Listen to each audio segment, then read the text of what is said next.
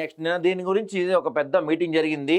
ఈ మీటింగ్ సారాంశం ఏందయ్యా అంటే, స్థానిక ఎన్నికల్లో గెలిపే లక్ష్యం. కొత్త పాత నేతలు సమన్వయంతో ముందుకు సాగాలి. బీసీ కులగణన, ఎస్సీ వర్గీకరణపై ప్రజలకు వివరించాలి. విపక్షాల విమర్శలను ధీటుగా తిప్పికొట్టాల్సిందే. స్థానిక ఎన్నికల్లో ఏకగ్రీవాలపై దృష్టి సారించండి. సమస్యలుంటిగా నేరుగా నాతో చెప్పుకోండి. నిధుల కోసం మంత్రులను కలవండి. స్థానిక సంస్థల్లో పదవుల్లో బీసీలకు 42%, సిఎల్పి భేటీలో ఎమ్మెల్యేలకు సీఎం రేవంత్ దిశానిర్దేశం. దాదాపుగా అన్ని పత్రికల్లో కూడా మనకి వాళ్ళ ఇదే బ్యానర్ ఐటెంగా వచ్చింది నిన్న. ఇదిగో ఈనాళ్ళు ఏమో గీత దాటద్దు, సమస్యలుంటే పార్టీకి చెప్పండి, పడవకు చిల్లు పడితే అందరం మునిగిపోతాం, పార్టీ లైన్ దాటద్దు, ఐక్యంగా ఉంటేనే బలం, ఏమన్నా సమస్యలుంటే నా దృష్టికి తీసుకురండి అని నేను చెప్పారు. ఒకసారి మనం చూద్దాం. బహిరంగంగా మాట్లాడడం మంచిది కాదు. ముఖ్యమంత్రి రేవంత్ రెడ్డి హెచ్చరిక. స్థానిక ఎన్నికలు ప్రతిష్టాత్మకం. పథకాలను ప్రజల్లోకి తీసుకెళ్ళండి. కాంగ్రెస్ ఎమ్మెల్యేలు, ఎమ్మెల్సీలకు సీఎం దిశానిర్దేశం. ఎమ్మెల్యేలు ఏమైనా సమస్యలుంటే పార్టీకి చెప్పాలి తప్ప బహిరంగంగా మాట్లాడడం మంచిది కాదని, అలా చేస్తే ప్రజల్లోకి తప్పుడు సంకేతం వెళ్లే ప్రమాదం ఉంటుందని, ఎవరూ పార్టీ గీతను దాటొద్దని, ఇలాంటివి ఎవరు చేసినా సహించేది లేదని ముఖ్యమంత్రి రేవంత్ రెడ్డి పరోక్షంగా హెచ్చరించినట్టు తెలుస్తుంది.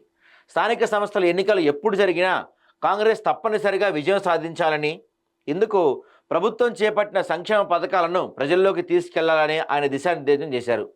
ప్రభుత్వం చేస్తున్న మంచి పనులను ప్రజలకు వివరించి చెప్పడానికి అంతా కృషి చేయాలని సూచించారు. గురువారం హైదరాబాద్లోని మర్రి చెన్నారెడ్డి మానవ వనరుల అభివృద్ధి కేంద్రంలో కాంగ్రెస్ ఎమ్మెల్యేలు, ఎమ్మెల్సీలతో సిఎల్పి సమావేశం జరిగింది. మంత్రులు, ఎమ్మెల్యేలు, ఉప ముఖ్యమంత్రి, పిసిసి అధ్యక్షుడు మాట్లాడిన తర్వాత చివర్లో రేవంత్ రెడ్డి మాట్లాడారు. సుమారుగా 5:30 గంటల పాటు జరిగిన ఈ సమావేశానికి మీడియాను అనుమతించలేదు. అదేమంటే వీళ్ళ పార్టీ ఇంటర్నల్ మీటింగ్ అని చెప్పారు. మీడియాని అయితే ఎలో చేయలేదు దీంట్లో. ఇక తర్వాత అందరికీ ఎల్లవేళలా అందుబాటులో ఉంటా, ఎవరు ఏ సమస్య ఉన్నా చెప్పుకోవడానికి నేను ఎల్లవేళలా అందుబాటులో ఉన్నాను. నాతో చెప్పడం కుదరకపోతే పిసిసి అధ్యక్షుడు, కాంగ్రెస్ రాష్ట్ర వ్యవహారాల ఇన్ఛార్జ్ లేదా ఏఐసిసి పెద్దలకు ఇలా ఎవరికైనా చెప్పచ్చు. ఇలా చెప్పుకోవాలనుకునే ఎవరికి కావాలంటే నేనే అపాయింట్మెంట్ ఇస్తా.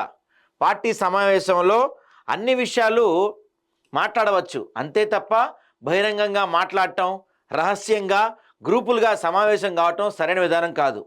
మొదటిసారి ఎన్నికైన ఎమ్మెల్యేలు 70% వరకు ఉన్నారు. మొదటిసారి కంటే రెండోసారి గెలుపొందడం ముఖ్యం. రెండోసారి నెగ్గాలంటే ఎప్పుడు జనంలో ఉండాలి తప్ప హైదరాబాద్లో కాదు.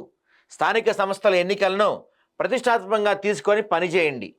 అత్యధిక స్థానాలు నెగ్గేందుకు పార్టీ శ్రేణులంతా కలిసి పనిచేయాలి. ఎమ్మెల్యేలు క్షేత్రస్థాయిలో ఉండే కార్యకర్తలను కలుపుకొని పార్టీ విజయానికి కృషి చేయాలి.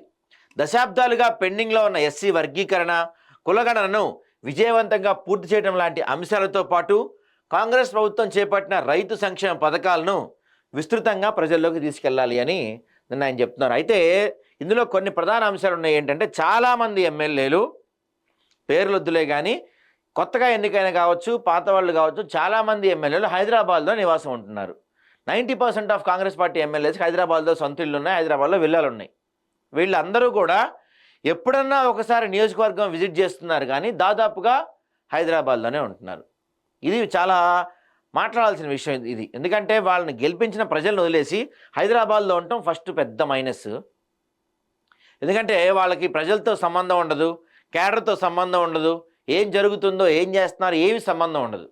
కాబట్టి వీళ్ళు ప్రజలతో కలవాలి, క్యాడర్తో మమేకం అవ్వాలి. హైదరాబాద్లో వచ్చి కూర్చుంటే ఏమొస్తుంది? కమిషన్లు వస్తాయినా లేకపోతే ఇంకేమన్నా పైరువీలు చేయొచ్చానో తప్ప హైదరాబాద్లో ఉండటం వల్ల ఏం ఉపయోగం? మీరు ఎమ్మెల్యేలు చాలామంది మొన్న ఒక చోటుకి వెళ్ళాం మనం, అక్కడ వాళ్ళు చెప్తున్నారు మా ఎమ్మెల్యే హైదరాబాద్లో ఉంటాడు సార్, ఎప్పుడో ఒకసారి వస్తాడని చెప్తున్నారు మొన్న. ఇట్లా హైదరాబాద్లో ఎమ్మెల్యేలు ఉంటే ఏం ఉపయోగం? రాజకీయాల్లో అనేక అంశాలు ముడిపడి ఉంటాయి. వాటిని అర్థం చేసుకోకుండా బహిరంగంగా ఏమన్నా మాట్లాడితే ప్రజల్లోకి తప్పుడు సంకేతాలు వెళ్తాయి. 3-4 ఎమ్మెల్యేలు విందు పేరుతో కలిశారు, కానీ ఏదో మాట్లాడుకున్నట్టు బయటికి వచ్చింది. ఇలాంటి వాటి వల్ల మీరు మునగడమే కాదు, పార్టీకి నష్టమన్న విషయాన్ని గుర్తుపెట్టుకోండి. మీరు అడిగే వాటిలో కొన్ని చేయగలిగే ఉంటాయి, కొన్ని చేయలేనివి ఉంటాయి. అవి సొంతమా, ప్రజలకు సంబంధించినవా, ఇలా అన్ని అంశాలను పరిగణలోకి తీసుకోవాల్సి ఉంటుంది. ఎమ్మెల్యేలు ఎంత బాగా పనిచేస్తే ప్రభుత్వానికి అంత మంచి పేరు వస్తుంది. ప్రభుత్వం చేసే మంచి పనులు, పథకాలు ప్రజల్లోకి తీసుకెళ్లాల్సిన బాధ్యత ఎమ్మెల్యేలదే. ఆర్థికంగా ఎన్నో ఇబ్బందులున్నా ఏడాది పాలనలో చాలా మంచి పనులు చేశాం. ఎన్నికల్లో ఇచ్చిన హామీలను అమలు చేస్తున్నాం. రుణమాఫీ, రైతు భరోసా, ఉచిత కరెంట్, ఆర్టీసీ బస్సుల్లో మహిళలకు ఉచిత ప్రయాణం వంటి హామీలు అమలు చేస్తున్నాం. మనం చేసిన పనులు కూడా చేయలేదని ప్రతిపక్షాలు ప్రచారం చేస్తున్నాయి. వాటిని గట్టిగా తిప్పికొట్టాలి. గతంలో కులగణన వర్గీకరణ ఎవరూ చేయలేకపోయారు. వీళ్ళు కూడా పెద్దగా ఏం చేయలేరు. కులగణన వర్గీకరణ కాంగ్రెస్ పార్టీ అట్టర్ ఫ్లాప్ అయిపోయింది. ఎస్సీ వర్గీకరణ చేస్తామని గతంలో పాలకులు ఎన్నో మాట్లాడారు.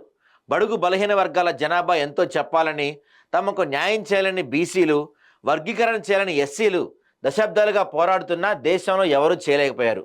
కానీ మన ప్రభుత్వం చేసి చూపించింది. గత 10 ఏళ్లలో ఎమ్మెల్యేలు నోరు విప్పి మాట్లాడే పరిస్థితి లేదు. బీఆర్ఎస్ హయాంలో మంత్రులు చెప్పినా విన్న పాపాన పోలేదు. అలాంటి ప్రభుత్వాన్ని కాదని కాంగ్రెస్కు ప్రజలు అవకాశం ఇచ్చారు.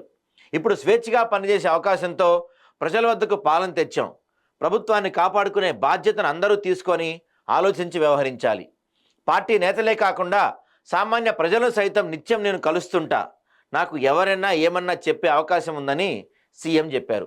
ఒక సుదీర్ఘ డిస్కషన్ జరిగింది నిన్నైతే. దాదాపుగా పొద్దున్నే సాయంత్రం జరిగింది. ఎమ్మెల్యేలు అందరినీ కూర్చోబెట్టి ముఖ్యమంత్రి మాట్లాడే ప్రయత్నం చేశారు. మీరు చేద్దామనుకున్న వాటి వల్ల మీకే నష్టం తప్పించి పార్టీకి ఏమి నష్టం లేదు. మీరు మునుగుతారు, పార్టీని ముంచుతారని నిన్నట్టుగా చెప్పారు. అంతేకాకుండా మన ఎమ్మెల్సీ తీన్మార్ మల్లన్ లాంటి వాళ్ళు కూడా గట్టి వార్నింగే ఇచ్చారు. ఇలా పార్టీ లైన్ దాటి, పార్టీ విధి విధానాలు దాటి ఎక్స్ట్రాలు మాట్లాడితే కట్ చేస్తామని చెప్పారు. దీంతో పాటుగా ఈ సమావేశంలో మరొక ఇంట్రెస్టింగ్ ఫ్యాక్ట్ జరిగింది. అయితే ఇందులో ఇంకో విషయం కూడా చెప్తున్నారు. ఆర్థిక పరిస్థితి అంత బాలేదు. ఆదాయ వ్యయాల మధ్య అంతరం ఎక్కువగా ఉంది. ఎమ్మెల్సీలు, ఎమ్మెల్యేలకు ఆర్థిక మంత్రి బట్టి ప్రజెంటేషన్, బడ్జెట్ లేదని చెప్తున్నారంట. రైట్.